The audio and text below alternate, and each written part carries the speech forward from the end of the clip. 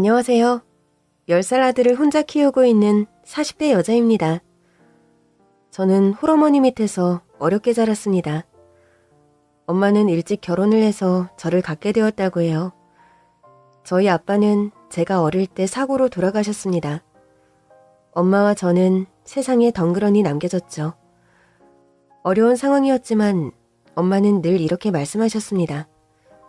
그래도 내가 세상에 태어나 제일로 잘한 건 우리 영숙이를 낳은 거다. 영숙아, 엄마한테는 네가 전부야. 나한테도 엄마가 전부야. 엄마, 사랑해? 홀로 된 엄마는 온갖 일을 하며 저를 키우셨죠. 젊은 나이에 혼자가 된 거라 여기저기서 집적거리는 남정네들이 많았던 것 같은데 엄마는 재혼을 하지 않았어요. 사람들이 엄마에게 아직 창창하고 젊으니 새로 시집을 가라고 할 때도 한사코 거절을 하셨죠. 어린 딸 데리고 재혼하는 게 어디 쉬운 일인가요? 나는 우리 딸만 있으면 돼요. 다른 거 하나도 필요 없어요. 어릴 때 솔직한 마음으로는 엄마가 돈 많고 착한 아저씨와 결혼을 했으면 좋겠다고 생각했어요. 워낙 아기 때 아빠가 돌아가셨기에 아빠에 대한 추억도 별로 없었기 때문이죠. 또래 친구들이 아빠 손잡고 다니는 게 너무 부러웠고 아빠가 새 옷이며 학용품 사줬다고 자랑을 할 때면 속이 상했습니다. 철없던 시절 하루하루 죽어라 일하며 돈을 버는 엄마한테 하소연을 한 적도 있었네요. 엄마, 나 할 말 있는데. 우리 영숙이 왜? 오늘 학교에서 별일 없었어? 친구들이랑 싸우지 않고 잘 놀았고? 응, 잘 놀았어. 근데 엄마 있잖아. 나한테도 아빠가 있었으면 좋겠다. 응? 갑자기 그게 무슨 소리야? 엄마, 돈 많은 아저씨랑 결혼하면 안 돼? 내 친구 손자 있잖아. 걔 아빠가 새아빠래. 손자 아버지가 새아버지였어? 어쩐지 손자 아버지가 손자 엄마보다 한참을 어려 보이더라. 손자 엄마가 엄청 젊은 아저씨랑 결혼해서 손자한테 새아빠가 생긴 거래. 손자 새아빠는 손자한테 되게 잘해주는데 손자도 새아빠 좋대. 그러니까 엄마도 다른 아저씨 만나서 결혼하면 안 돼? 엄마는 곤란한 표정을 하며 다른 말을 하지 않았어요. 열심히 노력하며 키우고 있지만 어쩔 수 없이 아빠의 빈자리를 느끼는 딸에게 미안했을 테죠. 초등학교와 중학교 시절 내내 아빠가 생기길 바랐지만 그런 마법 같은 일은 일어나지 않았고 고등학생이 되자 그 마음을 단념했습니다. 대신 현실적으로 생활비를 위해 알바 전선에 뛰어들었어요. 너 대학 안 갈 거야? 알바하면서 자격증 따고 취업할 거야. 대학 등록금도 비싼데 그걸 어떻게 내면서 학교를 다니겠어? 엄마, 내가 얼른 취업해서 돈 벌게. 엄마 맛있는 것도 사주고. 우리 영숙이 다 컸네. 정말 다 컸어. 엄마는 저를 대학에 보내는 게 소원이었지만 고등학교 내내 공부를 잘했던 게 아니라 일찍 마음을 정했습니다. 실용적인 공부를 하자. 그리고 빨리 회사라는 곳에 다녀서 월급을 받자. 이렇게요. 햄버거집에서 알바를 하며 문서 및 회계 관련 자격증을 취득했고 22살 한 중소기업 사무직에 취직을 했습니다. 사회생활을 일찍 시작했어요. 첫 월급을 받은 날 엄마를 데리고 미용실에 갔습니다. 어느새 희끗희끗 흰머리가 많이 늘었더라고요. 아이고, 미용실 너무 오랜만에 오셨다. 그쵸? 어떻게 해드릴까요? 머리 커트하고 염색해주세요. 머리 영양도 넣어주시고요. 아유, 그걸 다 하면 너무 비싼 거 아니니? 따님이 효녀네, 효녀. 엄마 머리 해드리려고 미용실 손잡고 오는 딸들 많지 않은데. 우리 언니, 딸 하나 너무 잘 키웠다. 비싸다며 걱정하는 듯 했지만 막상 머리를 하고 나니 엄마는 너무 좋아하셨어요. 오랜만에 엄마랑 손잡고 다니며 구경도 하고 외식을 했습니다. 돈을 번다는 건 이런 거구나. 일이 힘들어도 돈을 벌면 하고 싶은 걸 하면서 살 수 있구나. 그런 깨달음을 얻은 뒤 정말 악착같이 벌고 열심히 저축을 했습니다. 회사에서 일한 지 2년이 지났을 무렵 회사에 정기적으로 오던 거래처 남자가 있었어요. 매번 올 때마다 똑같은 양복을 입고 왔는데 와이셔츠를 깨끗하게 잘 다려 입더라고요. 거래처 손님이 오면 커피나 차를 대접해야 했기에 오며 가며 인사를 하게 되었고 자주 보니 알고 지낸 사람처럼 편하게 느껴지더군요.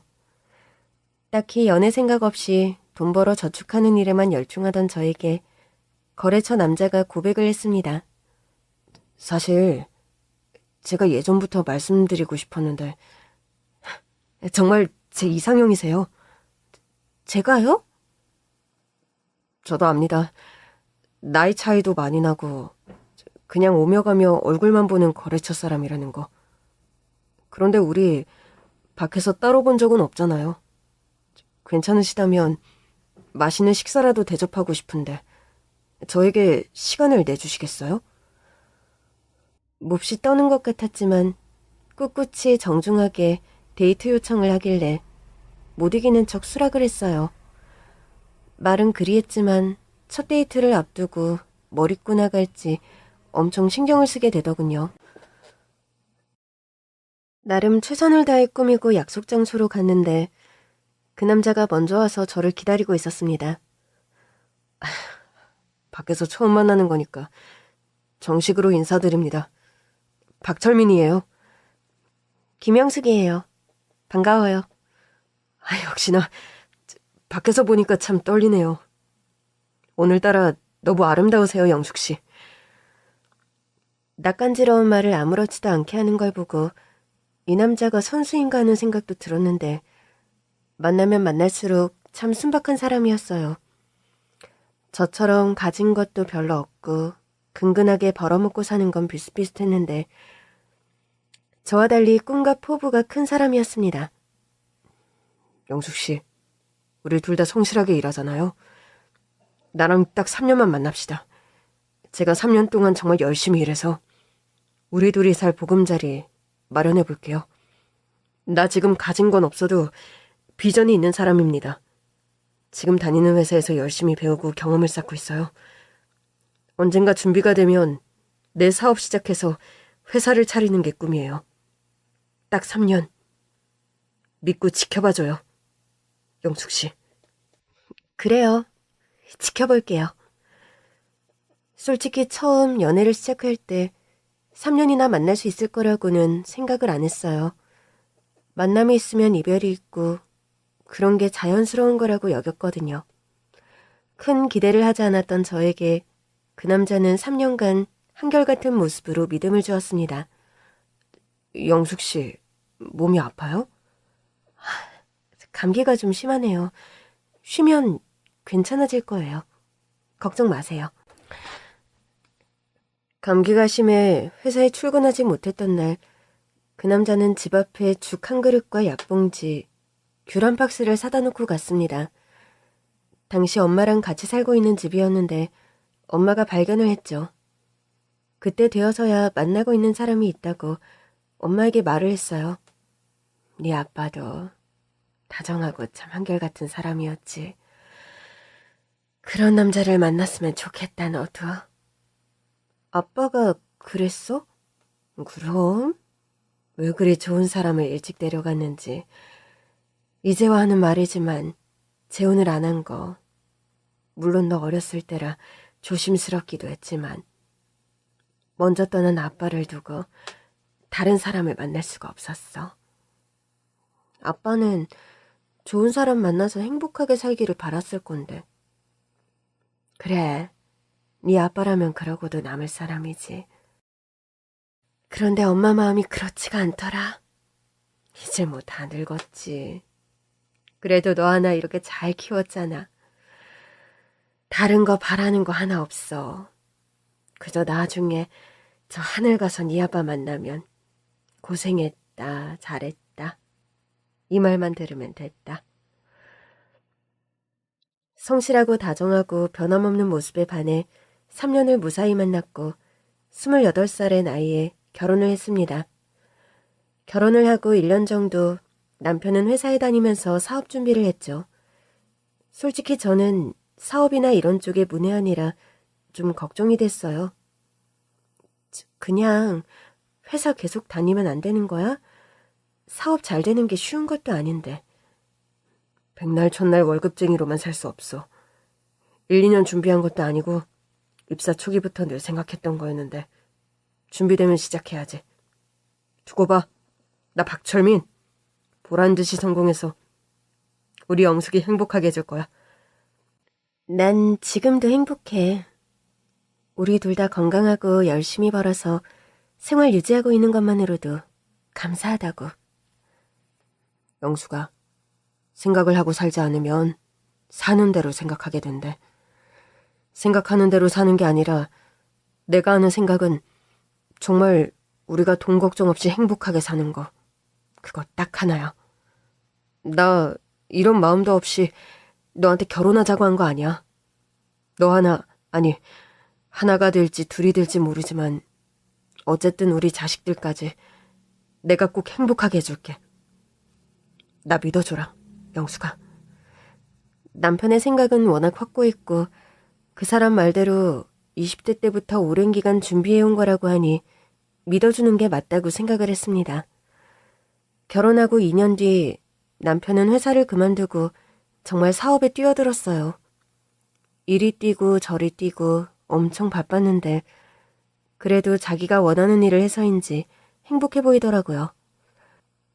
사업 초기라 불안정했기에 저도 계속 회사를 다니는 한편 추가로 부업을 하며 남편을 보조했습니다.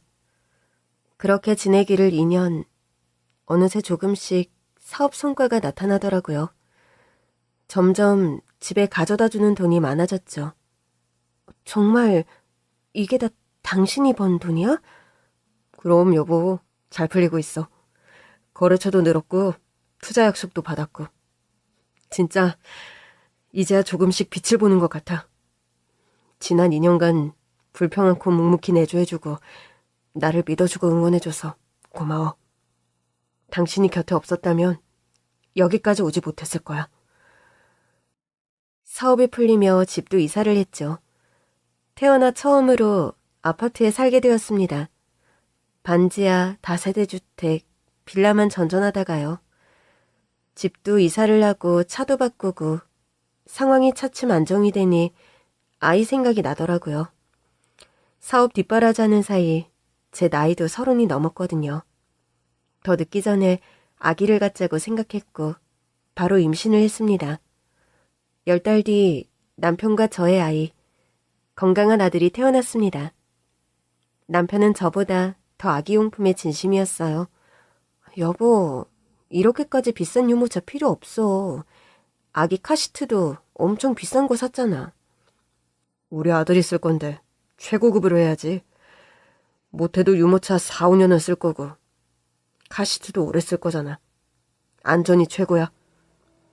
옷이면 손싸개 발싸개 다 오가닉에 먹는 건 전부 유기농.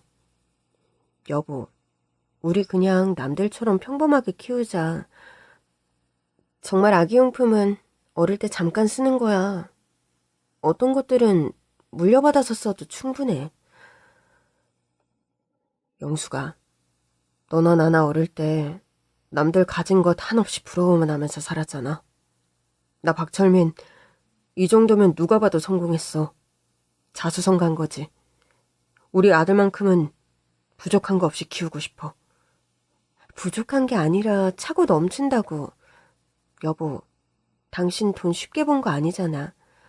이날까지 당신이 얼마나 고생했는지 알아. 힘들게 번 돈 막 쓰고 싶지 않아. 당신 마음 알아. 그치만 인생 뭐 있어? 누릴 수 있을 때 누리며 사는 거야. 당신 아들 낳느라 고생했어. 내가 당신 선물 생각했는데 주말에 가자고. 돈도 써본 사람이 쓸 줄 안다고 저는 정말 이런 생활이 너무 낯설었습니다. 돈이라는 건 있을 때도 있고 없을 때도 있다고 생각하거든요. 있을 때도 아끼고 없을 때도 아껴야 한다는 게 제 지론이었는데 평생을 수입 지출 따져가며 생활비 아껴 쓰던 저로선 남편의 소비가 무서울 정도였죠. 새로 이사간 동네, 자연스럽게 지역 엄마들과 알게 됐는데 다들 저를 원래부터 잘 살던 집안 딸로 생각하더라고요. 거주하는 아파트, 자동차, 남편이 사준 옷과 가방, 그런 것을 걸칠 때마다 맞지 않는 옷, 남의 옷을 입는 것만 같아 불편했는데 다들 부러워하더군요. 민우 엄마, 안녕하세요. 그때 백화점 문화센터에서 민우랑 같이 수업 들은 철수 엄마예요. 네, 안녕하세요. 우리 철수랑 민우 개월수도 비슷해서 알고 지내면 좋겠다 생각했는데 잘 만났네요. 시간 좀 되세요? 네. 어머, 너무 잘 됐다. 우리 차나 한잔해요. 저 동네 다른 엄마들도 많이 알거든요. 다들 민우 엄마 궁금해했는데 제가 소개시켜줄게요. 얼떨결에 나간 동네 엄마들 모임. 남편이 동네 사람들이랑 잘 어울려보라고 많이 권유를 했거든요. 아무래도 비슷한 동네 같은 아파트에 사니 다들 생활 수준이 높은 사람들일 거라고. 실제로 전문직 남편을 둔 여자들이 많았습니다. 아닌 척하지만 모임 때마다 명품들 착용하고 나와서 자랑하고 서로 칭찬하기 여념이 없었죠. 이거 이번에 우리 어머님께서 사주신 건데 나는 정말 괜찮다고 했는데 우리 애들 키우느라 고생 많다며 이번에 사주신 거야. 어때? 어머, 나도 그 가방 갖고 싶었는데 가격 더 오르지 않았어? 하여튼 자기 시어머님은 며느리 너무 예뻐하신다. 시어머님한테 선물 못 받는 며느리 어디 부러워서 살겠어? 어머, 자기 지금 자랑하는 거지? 시어머님이 안 챙겨줘도 남편이 선물 빵빵하게 해주잖아. 취향도 고급스러워서 진짜. 우리 남편도 좀 배웠으면 좋겠다. 그건 그렇고 민우 엄마, 어린이집 어디 생각하고 있어요? 어린이집이요? 아직 생각 안 해봤는데. 정말요? 하긴 공립 같은 곳에 집어넣으려고 대기 걸고 난리던데. 민우 엄마는 그럴 필요가 없나 보다. 가정교사 쓸 거예요? 요즘 영어부터 한글까지 싹 다 책임져주는 시터 있잖아요. 월급이 세다던데. 그래도 못 구해서 난리라네? 난 시터까진 아니고 영어 유치원은 보낼 거예요. 나도 영어 유치원. 우리 여기 엄마들 다 같이 애들 유치원 동기 엄마들로 만나면 좋겠다. 그쵸? 사실 애들이 친한 거 엄마들끼리 친하니까 친해지는 거지. 특히나 초등학교 때까진 그렇더라고요. 완전히 다른 세계에 발을 들여놓은 것 같았어요. 그리고 이 여자들은 정말 친정부터 시댁 다 잘 사는 집이라 갑자기 부자 돼서 이 동네 이사 오고 그런 사람들을 졸부라고 엄청 무시하더라고요. 어쨌든 남편이 사업을 하고 전문직에 있는 사람들 알아둬서 나쁠 거 없으니 그냥저냥 밉보이지 말고 적당히 어울려 지내보자 한 건데 몇 번을 봐도 적응은커녕 더 벽이 생기는 것처럼 느껴졌어요. 티는 내지 않았지만요. 아이가 5살이 되었을 때 엄마들이 보내는 영어 유치원에 아이를 보냈고 아이도 아기 때부터 본 친구들과 잘 지냈습니다. 장모님, 뭐 필요한 거 없으시대? 지난번에 여보가 냉장고 바꿔주고 거실 리모델링 싹 해줬잖아. 그래? 그럼 가전은 됐고 주말에 오랜만에 장모님 모시고 가서 쇼핑이나 해. 모피코트 하나 정도는 갖고 계셔야지. 엄마가 그런 걸 사려는지 모르겠네. 장모님께는 항상 감사한 마음이지. 당신이 이렇게 잘 키워주신 덕분에 내가 당신 만나 결혼할 수 있었던 거고. 혼자서 온갖 고생하시면서 키우셨잖아. 내가 잘해야지. 저나 제 아들만 챙기는 것도 아니었어요. 혼자 계신 저희 엄마한테도 너무 잘하는 사위였습니다. 사실 저희 엄마도 평생 사치랑은 거리가 멀었기 때문에 물질적인 거 바라는 게 없었는데 그 사람은 정말 부자의 삶에 한이 맺힌 듯 모든 것을 사고 바꾸는 데 집중했죠. 사업이 계속 잘 되었으니까요. 그리고 아들이 유치원을 졸업할 시기가 다가오자 남편은 사립학교에 관심을 갖더군요. 학비가 엄청 비싼 곳이었죠. 초등학교 때부터 교복을 입는 곳이었습니다. 여기서는 승마, 수영 이런 거 다 배운대. 영어는 원어민 선생님이 가르치고 좋은 것 같아. 그런데 거기 추첨돼야 다닐 수 있는 거 아니야? 그러니까 넣어야지. 내가 벌써 다 알아놨어. 1지망, 2지망, 3지망 사립으로 다 넣고 되는 곳 다니면 돼. 새 학교 전부 교육 하나는 최고인 것 같아. 사립학교라고 해서 그냥 돈만 내고 다닐 수 있는 게 아니더라고요. 추첨이 되어야 했는데 저는 다 떨어져도 상관없다고 생각했어요. 그냥 그 학교에 갈 뜻이 아닌가 보다 하고 마음을 비우고 있었는데 정말 원하던 곳 중 한 곳에 추첨이 돼서 입학을 하게 된 거예요. 입학 전부터 돈이 참 많이 들더라고요. 교복을 맞추는 것부터 준비할 게 많았습니다. 입학 설명회를 다녀오니 최고급 교육 실감이 나더라고요. 그 학교에 오는 애들은 진작 한글을 다 떼고 영어도 일찍부터 시작한 애들이었어요. 어릴 때부터 너무 치열한 곳에 애를 보내는 게 아닌가 염려가 되었지만 우리 아들이 아빠를 닮았는지 의욕도 넘치고 승부욕이 있어서 뭐든 열심히 하더라고요. 진짜 민우 엄마 너무 부러워요. 어떻게 그 학교 추첨이 됐대? 우리도 민우 넣는 곳 다 넣었는데 떨어졌잖아. 속상해 진짜. 민우랑 우리 철수 유치원 때부터 친했는데 학교는 따로 다니게 됐네요. 그래도 동네에서 자주 봐요. 학원에서 만나면 되겠다. 그쵸? 그래요. 사실 학교 된 게 마냥 좋은 건 아니네요. 스쿨버스 다닌다고 하는데 학교는 사실 가까운 학교가 제일 좋은 학교잖아요. 애들이 차 타고 매일 왔다 갔다 하는 게 쉬운 일이 아니라서. 어머, 민우 엄마. 진짜 가진 자의 여유야 뭐야? 나 부러우라고 약 올리는 거예요? 스쿨버스 다니는데 뭐가 걱정이래 진짜? 승마도 배우고 수영도 배운다면서요. 보통 애들은 그거 다 따로 레슨하잖아요. 아, 우리 애 아빠가 전생에 죄가 많은 건지 내 죄인지 우리 철수만 똑 떨어져가지고 속상해.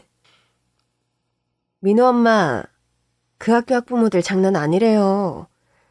정치인들부터 기업가 자녀들도 많다는데 민우 통해서 친분 좀 잘 쌓아봐요. 기회 되면 우리도 초대시켜주고. 알겠죠? 그래요, 철수 엄마. 어쨌든 우리 이사는 안 가니까 동네에서 자주 봐요. 잘 나가고 다정한 남편, 똑똑한 아들, 비싼 아파트, 고급차. 모두가 부러워하는 선망의 대상. 불과 몇 년 전만 해도 상상도 하지 못했던, 꿈도 꾸지 않았던 삶이었습니다. 남편은 아들과 주말에 시간을 보내는 것에도 진심이었어요. 우리 민우랑 주말에 캠핑 다녀오려고. 둘이? 둘이 갈 거야. 아들과 아빠의 캠핑. 남자들의 로망, 그런 거지. 도시에서 살잖아. 캠핑 가고 하면서 자연 경험하는 게 중요한 것 같아. 이번엔 캠핑 장비랑 다 샀으니까 1박으로 민우랑 다녀올게. 당신도 주말에 어디 다녀와도 돼. 장모님이랑 시간 보내도 좋고.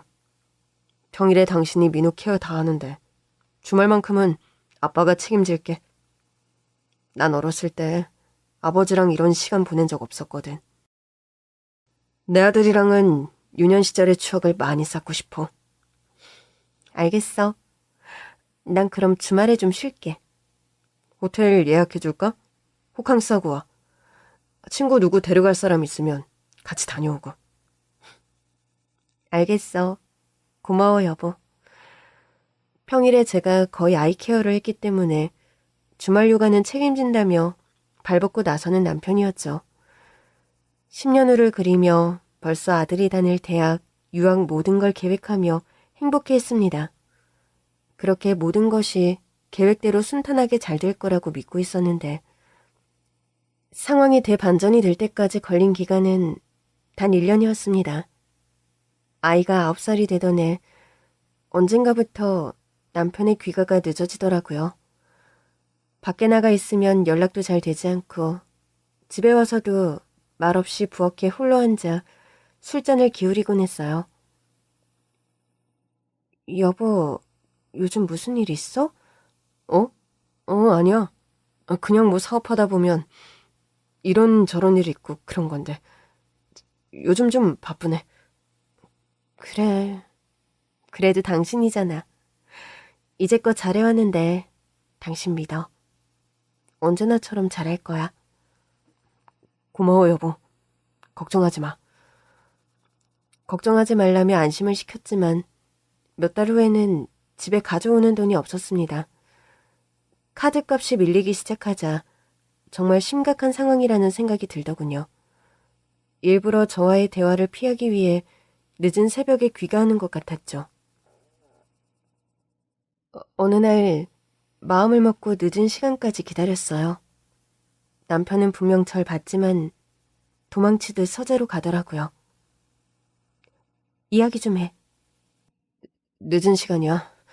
나 피곤해. 여보, 이렇게 피해서 될 일이 아니잖아.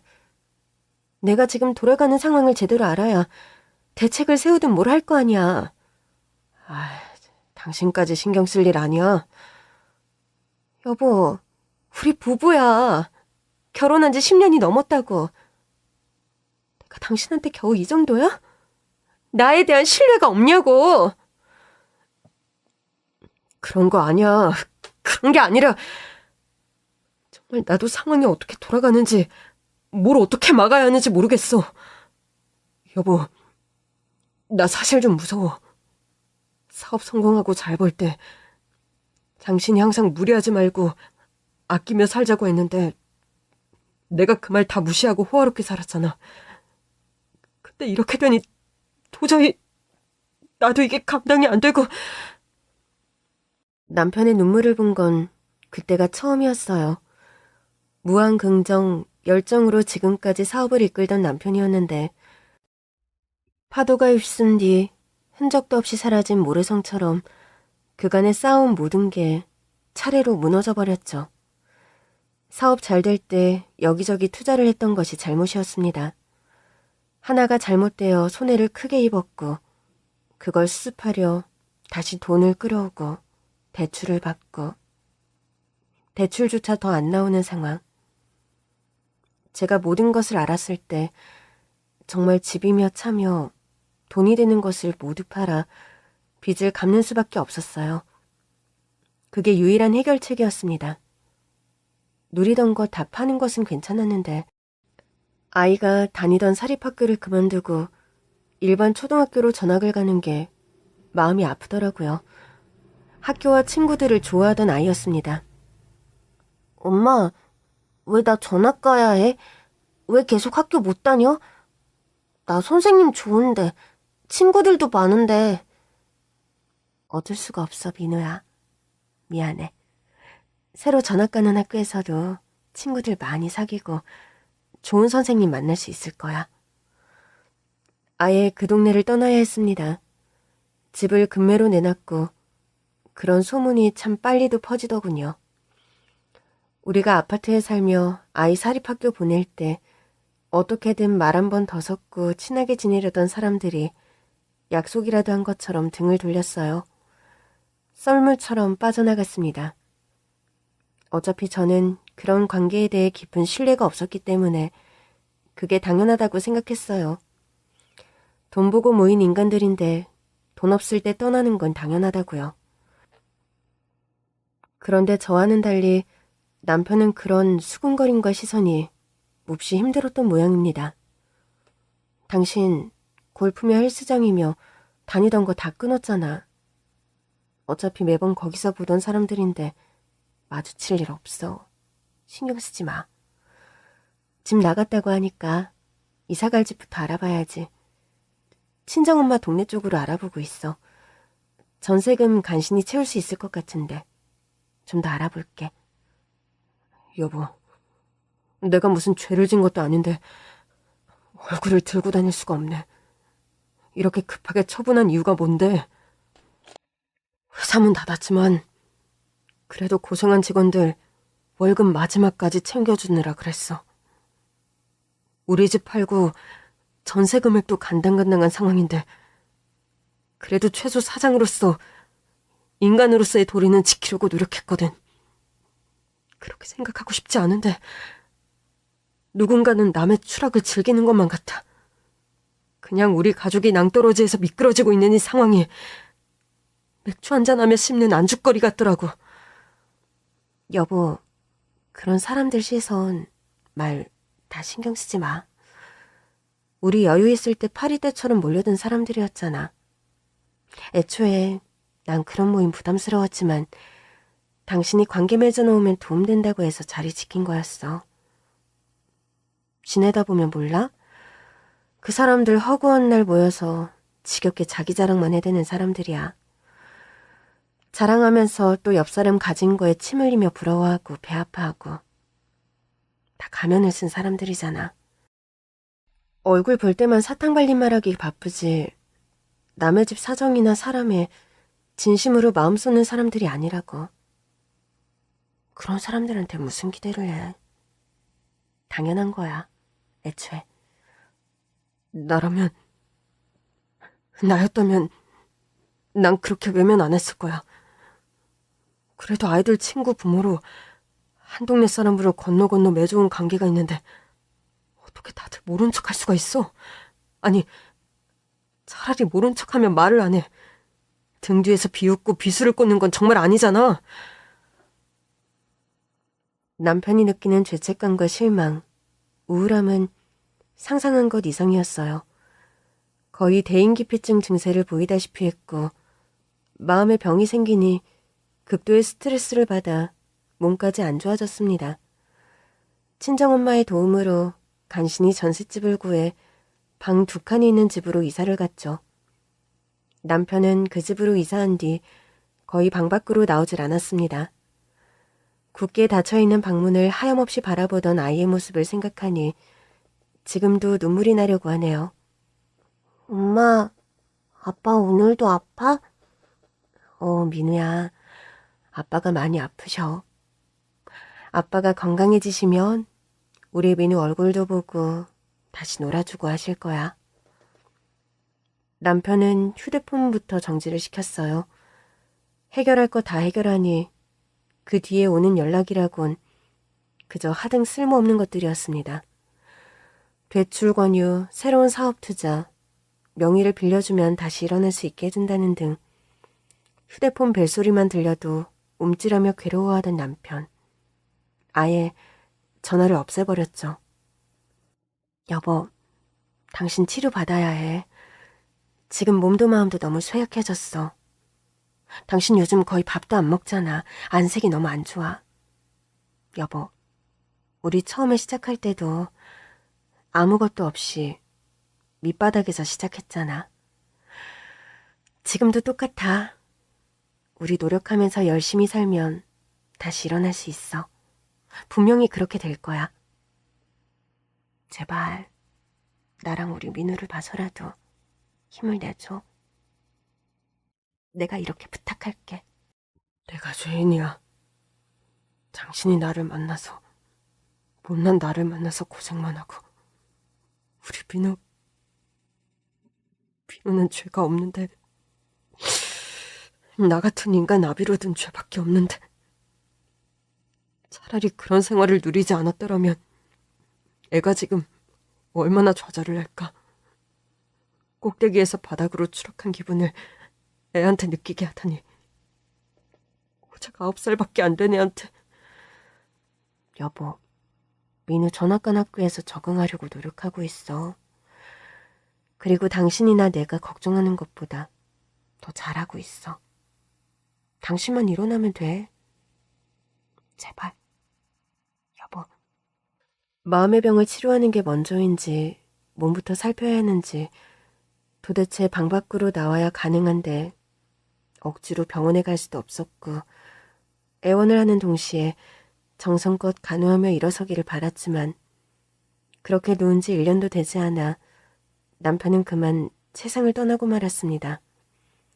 장례식 때 그 누구도 부르지 말라고, 누구에게도 알리지 말고 제발 조용히 보내달라는 말을 유언으로 남기고요. 가족끼리 조용히 장례를 치렀고 그렇게 떠나보냈습니다. 친정엄마 역시도 돈이 될 만한 것을 팔아 생활비에 보탰지만 계속 그리 지낼 수는 없었죠. 엄마, 나 일구했어. 그래? 무슨 일구했니? 예전에 따놓은 자격증도 있고 최대한 사무직으로 구해보려고 했는데 다 젊은 사람들을 쓰더라고. 어쨌든 한시가 급하니 일을 하는 게 중요하잖아. 집에서 가까운 곳이야. 일하는 시간이 어떻게 되니? 민우 학교 끝나면 내가 좀 데리고 있어야 하나? 그래주면 너무 고맙고. 아직 10살밖에 안 됐으니까. 학교 데려다 주는 건 내가 할 거야. 애 방과 후 수업 듣게 할 거고. 근데 내가 너무 늦게 끝나니까 엄마가 저녁만 챙겨주면 좋겠어. 엄마, 미안해. 영수가 그런 말 하지 마라. 그저 나는 네가 엄마랑은 다르게 살기를 바랐는데 박서방 만나서 정말 엄마와는 딴판으로 잘 사는 거 나는 그거 하나로 행복했는데 결국 엄마처럼 혼자 자식을 키우게 된 게 다 엄마의 업보 같아서 영수가 미안해. 엄마야말로 그런 말 하지 마세요. 그게 왜 엄마 잘못이야. 나도 엄마처럼 강한 사람이야. 내 새끼 내 힘으로 키워내야지. 세상 무엇과도 바꿀 수 없는 거. 그게 내 자식, 내 아들이야. 쟤한테는 나밖에 없는데, 이제 아빠도 없는데, 내가 살아야지. 열심히 살아야지. 엄마, 고맙고 미안해. 저는 사거리에 있는 큰 고깃집에 취직을 했습니다. 점심에는 찌개나 백반 같은 걸 팔고 저녁 장사가 메인이었죠. 서빙도 하고 바쁘면 불판 닦으며 설거지하고 사실 10대 때 알바했던 이후 그렇게까지 몸을 쓰며 일을 하는 게 오랜만이라 힘이 들더라고요. 그때에 비해 나이를 먹은 것도 맞고요. 그때마다 우리 아들 얼굴만 생각하면서 일했습니다. 열심히 벌어 밥은 제대로 먹이고 계절에 맞는 옷은 입혀 키워야겠다고요. 고깃집은 규모가 컸는데 입소문을 탔는지 장사가 잘 됐었고 체인점 준비를 앞두고 있다고 하더라고요. 일할 때만큼은 미소를 잃지 않고 늘 손님들에게 친절히 대했어요. 쪼그려 앉아 불판을 닦는 게 제일 고된 일이었는데 그마저도 감사했습니다. 내 멀쩡한 손발로 일해서 먹고 살 수 있다는 게요. 그렇게 일을 한 지 6개월, 점심 장사 끝나고 오후에 잠시 휴식 시간이라 앉아서 쉬고 있는데 사장님이 가게에 들리셨어요. 아이고, 저 쉬는 중이었나 보네. 미안합니다. 아니에요. 저녁 때까지 볼 일이 있어서 나가다 오려는데 아니 뭐 챙길 게 있어가지고. 예. 저기 아주머니들 쉬는 방에 가서 같이 쉬세요. 네. 참, 아유, 그거 말한다는 걸 까먹었네. 영숙 씨 일하는 거 보면 참 항상 친절하더라고요. 손님들 중에 계산하실 때 직원이 친절하다고 말씀하시는 분 여러 계셨어요. 감사합니다. 아들이 있다고 했었죠? 딸이랬나? 아들이요. 이제 10살 됐어요. 우리 아들이랑 같네요. 참 개구지고 잘 먹고 뛰어다닐 때죠. 아이 근데 엄마가 가게에서 일을 오래 해서 애는 어쩌나? 친정엄마가 봐주고 계세요. 다행이네요. 아무튼 참 잘하고 계십니다.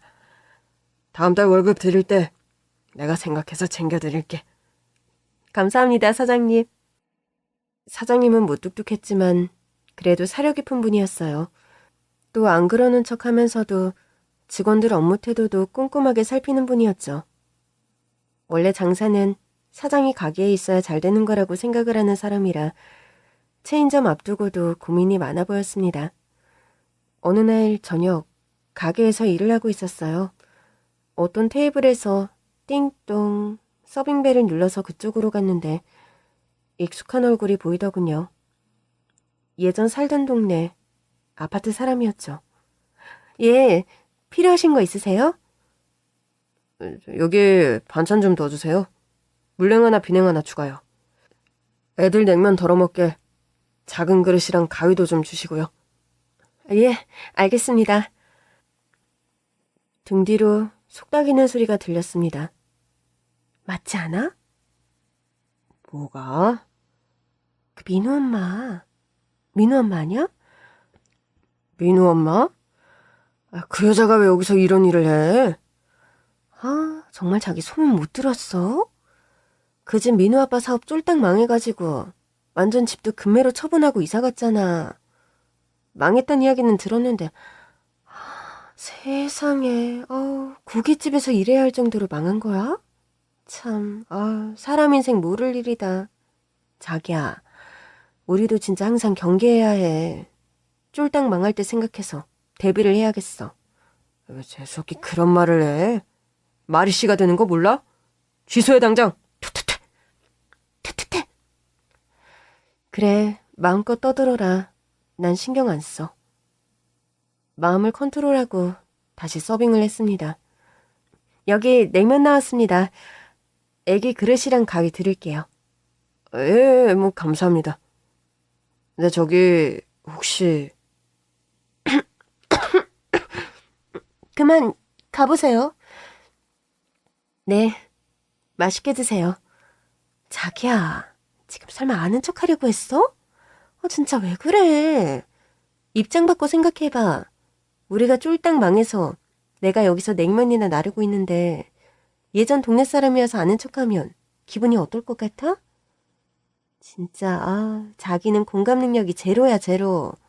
아니 뭐 인사하는 게 죄야? 그냥 반갑다. 잘 지내시냐 할 수 있는 거잖아. 잘 못 지냈는데 잘 지내냐고 물어보는 것 자체가 진짜 짜증나거든. 냉면이나 먹어. 한참을 저들끼리 아웅다웅 하더니 나갈 때 저한테 5만 원을 쥐어주더라고요. 고기도 잘 구워주시고 참 잘해주셔서 팁이에요. 잘 먹었어요. 감사합니다. 안녕히 가세요. 그래, 누가 준들 그게 뭐 어떠냐. 이걸로 내 새끼도 고기 한번 사 먹이자. 돈을 꼭꼭 접어 주머니에 넣었습니다. 일이 너무 고돼 집에 오면 애 씻기고 잠든 거 보고 곁에 누워 골아떨어지기가 일쑤였지만 떠나간 남편 생각에 잠 못 이루는 날도 있었죠. 제대로 치료도 받지 못하고 그렇게 가버린 게 너무 황망하고 미안했어요. 그래도 내가 민우 하나만큼은 잘 키울게. 약속할게. 당신이 하늘에서 우리 지켜줘.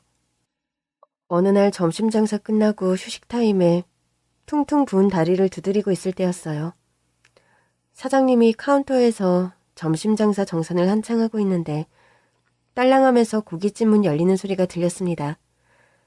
저녁 장사까지 30분이 남아서 좀 기다리시라고 말하려던 찰나 귀에 익숙한 목소리가 들리는 겁니다.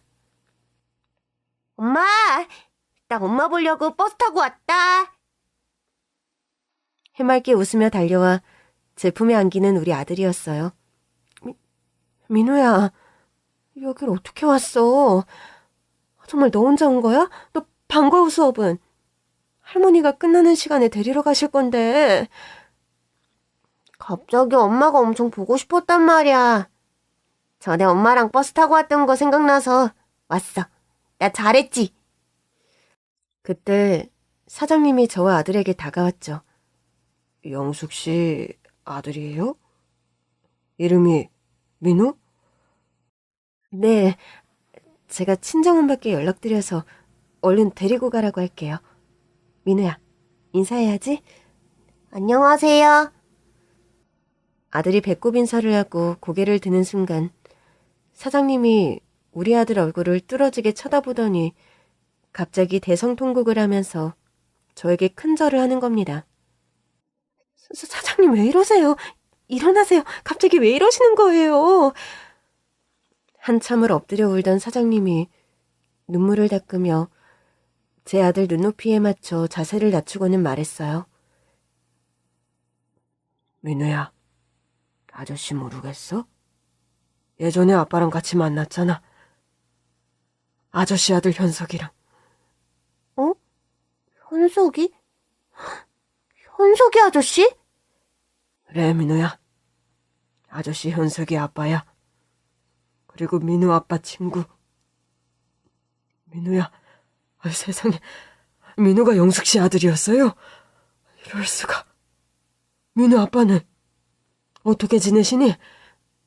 우리 아빠요?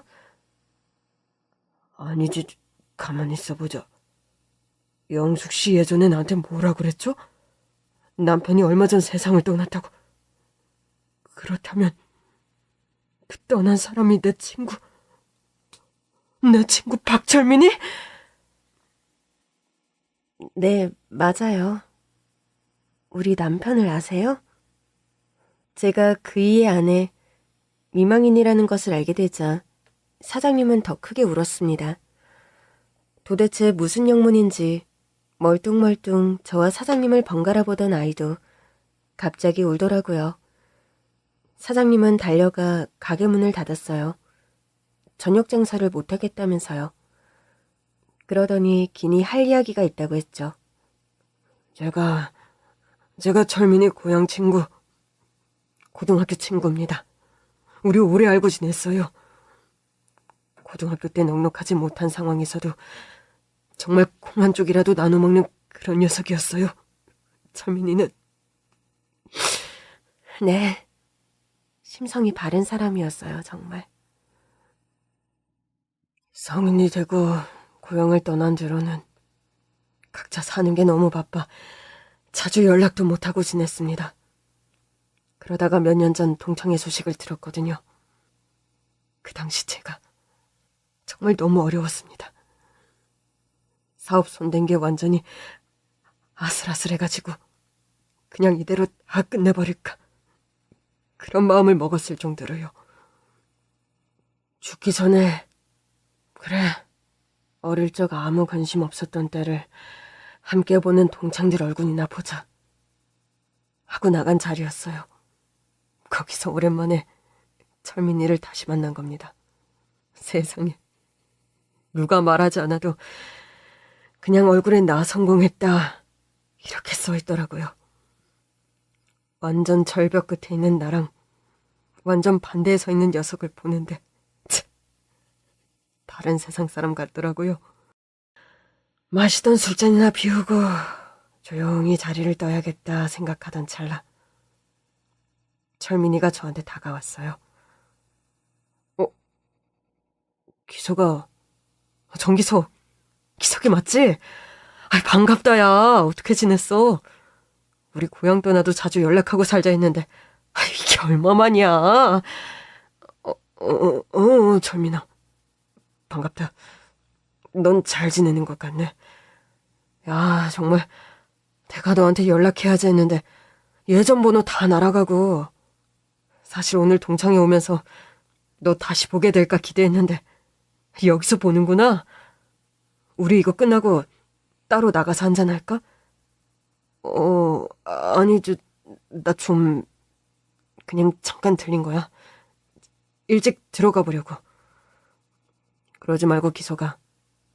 이렇게 다시 본 것도 인연인데 내가 술 한잔 살게. 어? 남편 친구인 사장님의 말에 따르면 동창회에서 오랜만에 재회를 했고 그날 둘이 따로 술을 더 마셨다고 해요. 딱 봐도 잘 나가는 사람 앞에 뭐라도 바라는 것처럼 보이기 싫어서 말을 아끼고 있었는데 술이 많이 들어가니 그냥 한탄이 절로 새어나왔다고 하더군요. 그때 아주 속에 있는 이야기 없는 이야기 다 했어요.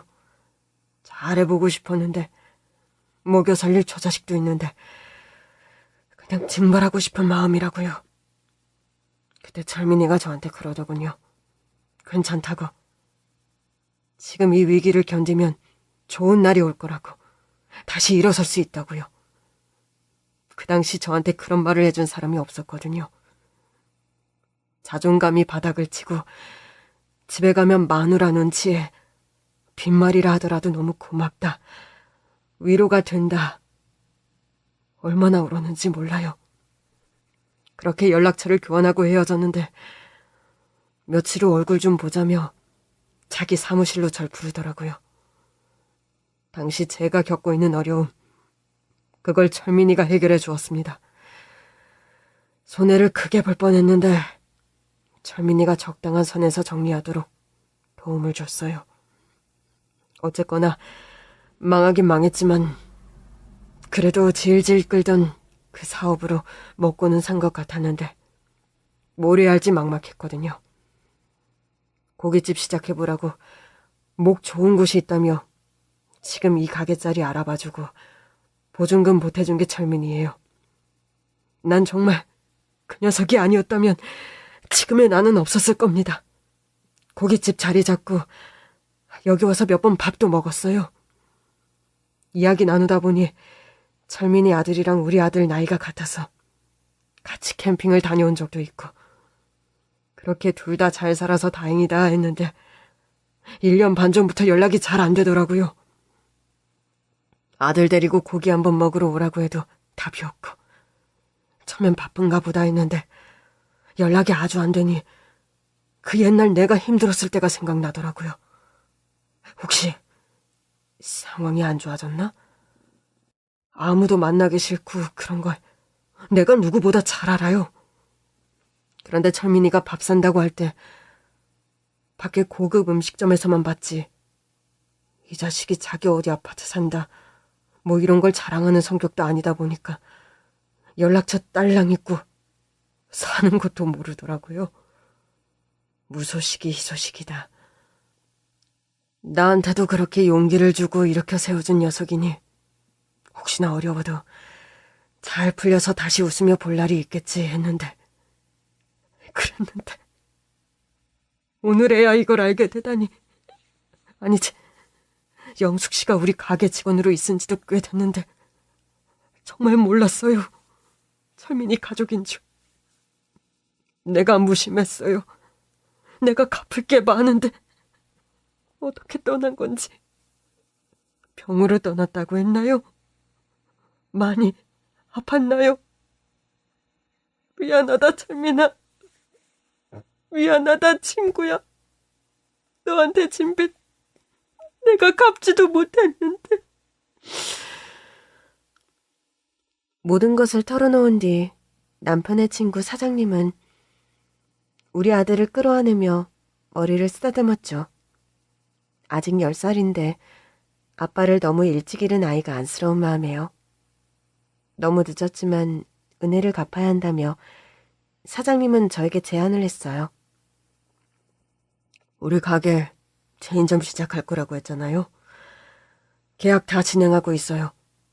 당분간은 내가 이곳저곳 살필 게 많을 건데 다 잘 되는 건데 마음이 무거웠던 이유가 지금 이 가게 본점을 어떻게 하나 고민이 많았거든요. 영숙 씨라면 내가 믿고 맡길 수 있겠어요.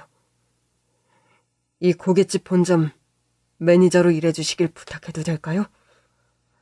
매니저로 하시다가 일 적응되고 또 가게 늘고 하면 지점 하나를 오픈하셔도 되고 뭐 그런 거 천천히 논의합시다. 감사합니다, 사장님. 감사해요. 떠나기 전까지 빚은 다 해결했다며 이제 빚진 건 없지만 남긴 거 없이 떠나 미안하다는 남편이었는데 생각지도 못했던 곳에서 남편에게 마음의 빚을 진 사람을 알게 되어 새로운 길이 열렸습니다. 받은 마음을 잊지 않고 어떻게든 돌려주려는 귀한 인연을요. 저에게 정말 한 줄기 빛이 비춰지는 것 같았어요. 감사한 마음으로 아들과 함께 열심히 살아가고 있습니다.